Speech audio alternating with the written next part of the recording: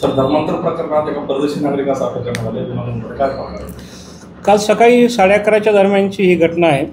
यामध्ये फिर्यादी सनी बन्सीलाल दनानी जो पिंपरी गावामध्ये राहणार आहे, त्यांनी आम्हाला इन्फॉर्मेशन दिली की एक 3 नागरिक त्याच्या घरी आले होते आणि त्यांनी एक PDF दाखवली त्यांना आणि त्यांनी सांगितलं की आम्ही ख्रिश्चन धर्मप्रसारक आहोत.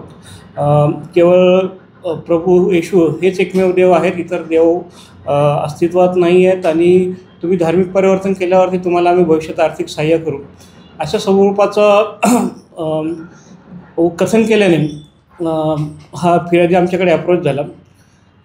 हे जे 3 धार्मिक प्रसार करणारे नागरिक आहेत, त्यापैकी एक जुवेनाईल मुलगा आहे, विधी संघर्षित बालक आहे आणि एक जो आहे स्कॅफर जेविन जेकब हा कॅलिफोर्निया अमेरिका इथला नागरिक आहे, अमेरिकन सिटीझन आहे.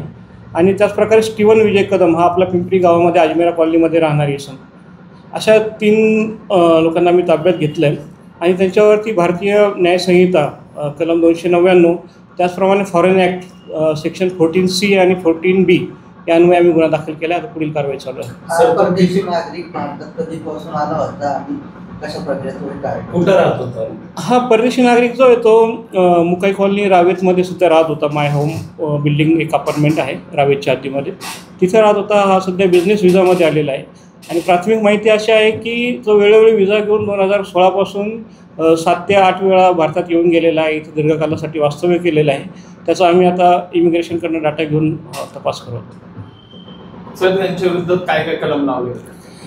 भारतीय न्याय संहितेचं कलम 299 जे आहे त्याच्यामध्ये धार्मिक भावनांचा अपमान करणे, धार्मिक भावना दुखावणे या पद्धतीचं आहे. त्याचप्रमाणे त्यांनी विजाच्या तरतुदीचा भंग केल्याचं प्रथमदर्शन दिसतं आहे.